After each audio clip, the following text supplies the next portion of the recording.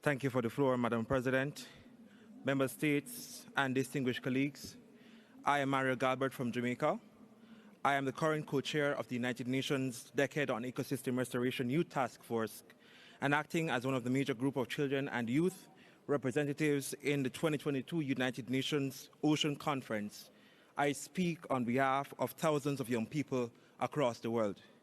It is paramount to note that the Children and Youth Major Group recognizes the efforts put into planning the 2022 United Nations Ocean Conference by the governments of Portugal and Kenya, especially as we need to place a major focus on SDG 14 in the areas of finance and action, which means achieving the targets and placing focus on these territories, mainly small island developing states, which needs the support. However, the Children and Youth Major Group recognize that we need to call for support from some member states on the need to put a moratorium on deep seabed mining, drawing parallels with the precautionary principle from the Rio Declaration. It is not worth it. It is not worth the risk. We firmly believe the cost outweighs the short-term benefits. Madam President, until our action reflects our words, we will continue to have conferences purportedly supporting the need for scaling up climate action and ocean action without ever achieving these outcomes. In addition, small island developing states, least developing countries, landlocked countries, are in need of our support, especially as many of them depend on the seas and ocean economy to support local communities through small-scale fishermen and fisherwomen who are sometimes protectors of the sea.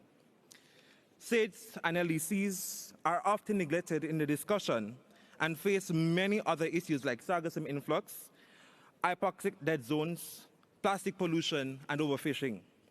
We have identified several other issues that must be addressed, including the need for scaling up of finance to support the implementation of SDG 14.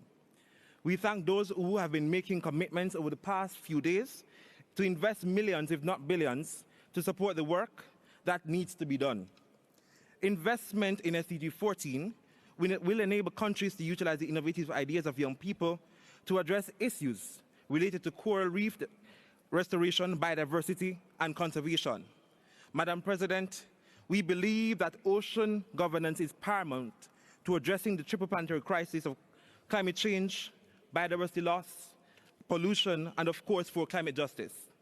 This is why we continue to demand action by all member states. Let me conclude and reiterate that we must include children and youth in decision-making, which I believe is lacking at this conference, in especially the side events. I thank you. I thank the representative